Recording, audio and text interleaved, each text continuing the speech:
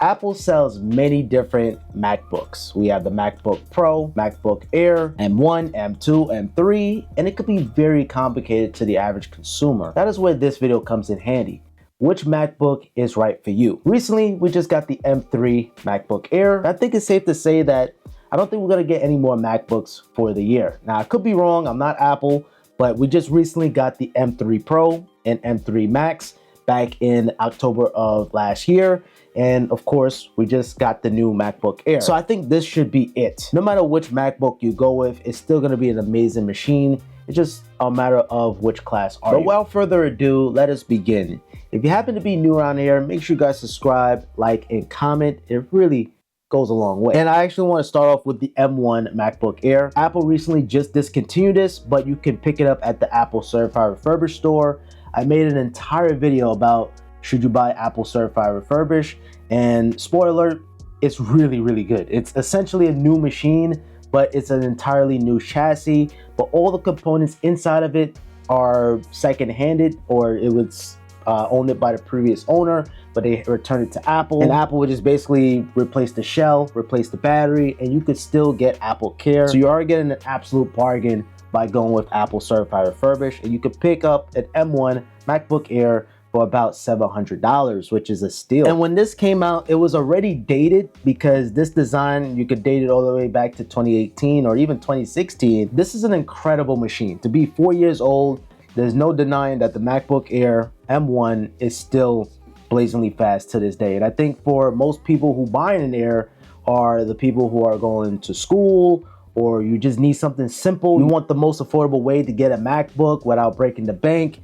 surfing the web, checking emails. The MacBook is gonna handle it pretty well. And even video editing. You can get some minor video editing done thanks to the M1, M2, M3. We're gonna talk about the other series in a little bit, but the M1, I highly recommend it, but it is a dated design. Like I said, it has a 720p webcam, and let's face it, you're gonna get this MacBook, you're gonna have it for another 5 years, 7 years even. You get something that's dated now, and then you look back a couple of years from now, you're gonna regret not getting the newer body MacBook, which is the M2. But yeah, I absolutely love the M1. It's something I'm gonna keep forever, just because this is Apple history.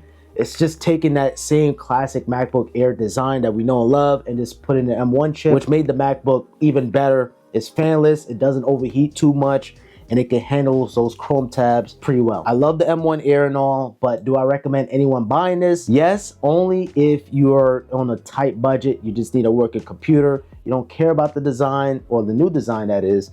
But other than that, it's still a fantastic machine. Now, I'm not talking about Geekbench and all of that. The M1, M2, and M3 are all fast. Essentially, when you're talking about the series of Apple Silicon, the M series, the higher the number, the faster it's gonna be. So M2 is gonna be faster than M1, and M3 is gonna be faster than M2, and vice versa. So just look at it like that. Although M1 is the slowest, do not sleep on it, because it's gonna be faster than your Intel-based MacBook Air, if you still have one of those, or even your Windows PC laptops. Now, I want to shift my focus to the MacBook Air M2 and M3, and Apple still sell these to this day. Now, you can pick up the M2 Air at Apple Certified Refurbished, which I recommend. You're gonna save a couple of dollars. But in terms of the design, comparing the M3 to the M2, it's basically exactly the same. Same colors, same webcam, same display, same everything. Nothing has changed other than a new processor, being the M3. And I think it's safe to assume that, I think for most people, you should go out and get the M2 Air, because not only it starts at $1,000, just like the predecessor being the M1, you get more ports, you get a better display, a larger display too, a better webcam. This is an all-in-all better machine. And even if you go with the M3, it's essentially exactly the same, but you're just getting faster, just getting a faster processor basically. And comparing the M2 versus the M3, yes, the M3 is faster. It's noticeably a little bit faster, but like I said, a MacBook Air at a day-to-day, you're surfing the web, you're doing word processing, you're a college student, you just need a MacBook that's reliable, that's fast, and I think the M2 is the way to go. I think it's gonna meet affordability and performance, and you have that new design, the display. This is the machine to get. It's light. As you can see, I can hold it with one hand with no problems. I can even open it up with one hand without having the other hand. Yeah, this is absolutely incredible. I think it's a no-brainer here. Go with the M2, especially Apple certified refurbished. And I might even make another updated video on that, actually. That just jogged my memory. I should put that down in my notes. But I think the M2 is gonna be the buy. There's nothing wrong with the M3. It's just that for the dollar for dollar value, the M2 is gonna basically give you all of the features that the M3 has to offer. Now, for an extra $100, is it worth to step up to the M3? I would say not really. It's not necessary. Yes, it's faster, but you can save $100, put that towards Apple Care, put that towards accessories. And yeah, I mean, the M2 is the way to go. But if you can get M3, then get M3. But yo, look at this design. This is the new midnight color. And if you're deciding on the color, I actually made a color comparison to help you guys decide on the color you should get. I'll throw a link in the description to it. And the midnight color, it will attract fingerprints, even if you're getting the M3, but it's still such a gorgeous color though. It's just nice and rich. And that's basically the MacBook Air series in a nutshell. In terms of the storage and the configuration and the RAM and everything, 8 gigabytes of RAM in 2024 is crazy, but like I said, this is for the average consumer. You're not gonna be doing too much on an Air, but you can still get the basic tasks done. But yeah, in terms of video editing, the MacBook Air can handle it really well. It struggles sometimes on the M1 because now with the M2, you have the video encoders, and same thing with the M3 is getting better, but you can get it done on the MacBook Air. But if you want the best video editing experience, no denying, you gotta go with a MacBook Pro, which I have right here. Now this is the M1 Max. I've been using it since day one, love it. Anything I throw at my M1 machine, it basically handles it with flying colors. Now the MacBook Pro, basically the Pro stands for professionals. This is for people who wants the best out of their MacBook. Now where things get a little tricky with the MacBook Pro, you actually have an M3 MacBook Pro. And essentially it's like a MacBook Air, but it's in a Pro body. Literally, that's all what it is. So you're getting the M3 chip, just the base model, not the M3 Pro or anything, but you're getting a MacBook Pro body. That 14-inch MacBook Pro, it has a better display than the Air. It has more ports, such as an HDMI port, SD card slot, you get louder speakers. It is a better buy compared to the Air, but if you're looking for performance value, it's basically like a running Air. Basically, it performs like a MacBook Air, which is not bad. And if anything, it could probably run a little bit better because it has the fan, but in terms of processing power, it's the same thing like an Air. Now, the true MacBook Pro starts with the M3 Pro. Now, this is a MacBook that is faster. Basically, it's way more faster than the MacBook Air. Now, this time with the M3 Pro, you're getting an additional Thunderbolt, so you're getting more ports. You still have that SD card slot, the HDMI that I talked about earlier. And all in all, the performance, your performance is definitely better in every way. You're getting a boost of memory bandwidth. You get an 18 gigabytes of RAM. You get a 14-core GPU. It's just better for the professional creators, like I said. Now, I really kind of don't recommend anybody getting the base MacBook Pro M3, the regular one. I would recommend getting at least the M3 Pro because at least now you get a Pro body with Pro performance. With the other one, you get in a MacBook Pro body, but with MacBook Air performance. And that's not a bad thing. And that's what makes that MacBook so weird. You got the body, but you don't got the body of a traditional MacBook Pro. And like I said, the GPU really shines here. You know, you're buying the Pro for the GPU. And I would recommend the M3 Pro, MacBook Pro, for anyone who is learning video editing. You find it as a hobby, a passion, or maybe if you're into gaming is going to be better on the M3 Pro. If you're doing graphic design every now and then, the MacBook Pro is going to be definitely your alley. And even photographers are really going to appreciate the performance too as well. So I recommend the M3 Pro for photographers, someone who is learning about video editing.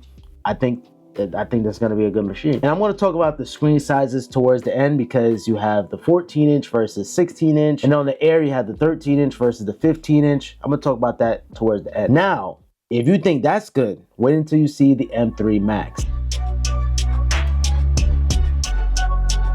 Now, the M3 Max is Apple's fastest MacBook silicon. Now, we're not talking about desktops. The desktop, of course, we have the M3 Ultra coming out. Hopefully sometime in the summertime with the Mac Studio, which I am planning on getting. Now, the M3 Max, for the first time ever, Apple did boost up the CPU, and the GPU is out of this world. I mean, you're getting a 30-core GPU, you're getting more RAM, you're getting more memory bandwidth. I would say the M3 Max, the Max chips, are for people who just eat, breathe. They need their MacBook to perform well. They need video editing. This is their hobby. This is what helped put food on the table.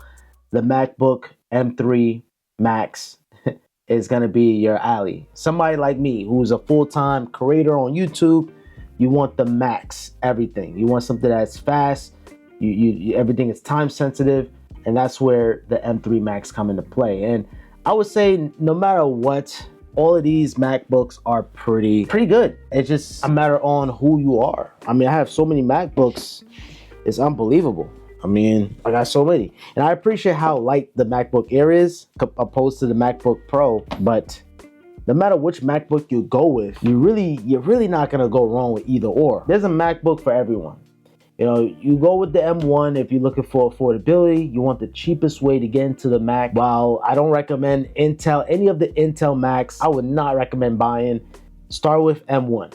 M1 was just, it was an incredible start. You know, it's efficient, it's fast, and even to this day, 4 years later, it's holding up really well. The M2 basically is the MacBook that I would recommend most people would buy. You have faster performance, a newer design, and it starts at $1,000, but I recommend you going with Apple Certified Refurbished for even cheaper pricing. And yeah, this is a fantastic machine. And love or hate MacBooks, they last a very long time. So the M2 is gonna be the MacBook for most people. Then you got the MacBook Pro with the M3 chip, the base M3 chip. That's a MacBook that I really just don't recommend getting at all. If you're gonna get that, you may as well get an M2 Pro at least, or an M2 Max. You could definitely find a better deal opposed to just getting the M3 MacBook Pro. I just don't recommend that one. You know, you just may as well get an Air at that point. But then we have the M3 Pro MacBook Pro, and that is the one where I would recommend for someone who just now started off on video editing. Also for photography, I would recommend that machine too as well. And it's a good way to get performance, and also you get in that space black color. And alongside with the Pro, you get in that SD card reader on the side, HDMI, the additional Thunderbolt, louder speakers, larger trackpad, better display, 120 hertz refresh rate. You're just getting more for your money with the Pro. And then we have the M3 Max, where I would recommend for full-time creators who just need the best performance no matter what. Time is money. You're hustling. That's your machine to go with, the M3 Max. Now, screen sizes is another aspect that people are trying to debate on, and I made an entire video talking about this. I throw a link in the description, but essentially a larger MacBook, it tends to have the best battery. So in this case, the 15-inch MacBook Air and the 16-inch MacBook Pro, you're gonna have a larger trackpad, essentially better speakers, better battery life. But the thing that you're sacrificing in that department is portability. It's gonna fit most backpacks, but the weight is definitely gonna be noticeable, especially if you're going with a Pro, 16-inch Pro. Then you have the smaller size MacBook, whether if you're going with the 14-inch or the 13-inch. And typically people always say that's the best size to go with. That's your traditional laptop size. It's light enough where you can carry it around with you without being weighing down with the larger MacBooks, but the battery life is slightly worse. You get a smaller trackpad, pretty much lower speakers. That's not gonna sound as loud as a larger body, but it's still a good machine. No matter which size you go with, you're gonna be pretty satisfied. But if you want the best battery life, then you gotta go with a larger machine. That's just simple as that. Now, for years, I've always been going with larger MacBooks back then, just because of the dedicated GPU that was coming inside with the MacBooks back then. But with Apple Silicon, it really doesn't even matter which size you go with of a machine, because even a 14-inch MacBook Pro, you can get yourself an M3 Max chip. So you get in the performance of a larger MacBook while in a smaller body. And that's the interesting part about Apple Silicon. It's so efficient that it doesn't even matter what size you go with, you're always gonna have that option. At the end of the day, no matter which MacBook you go with, you're gonna be pretty satisfied. I just don't recommend getting any Intel. From here on out, any Intel-based Mac in general, whether it's desktop or laptop, I don't recommend it. At least get yourself an M1, because you got to get your money's worth there. So in this case, the M1, recommend for anyone who's new to a MacBook, you want the thinnest, lightest, most affordable, I would say. I wouldn't say it's cheap. Then M1 is going to still be very, very fast, even to this day. And then you have the M2 Air, which is the MacBook that I recommend to most people. You're getting that new design, and the performance is better than M1, and it starts at $1,000 that you get it at Apple, and you can technically get it at certified refurbished. Then you have the Pro series, where I recommend the 14-inch. It costs $2,000. And the thing is with MacBooks, adds up in price as soon as you spec up the storage or even the RAM. So even $2,000 is going to be pretty good for the professional creators. But the full-time creators, I recommend the M3 Max, and that could get pretty pricey real quick. But like I said, time is money, and that's just what it is. I hope this video was helpful. If it did, I appreciate with a thumbs up. Make sure you guys subscribe with notifications on for more videos like this one. And if you have any questions, let me know in the comments, and I'll answer it to you guys as soon as I can, or the best way I can, because there's been so many comments. Thank you guys so much for watching, and until next time, I hope you all have a simple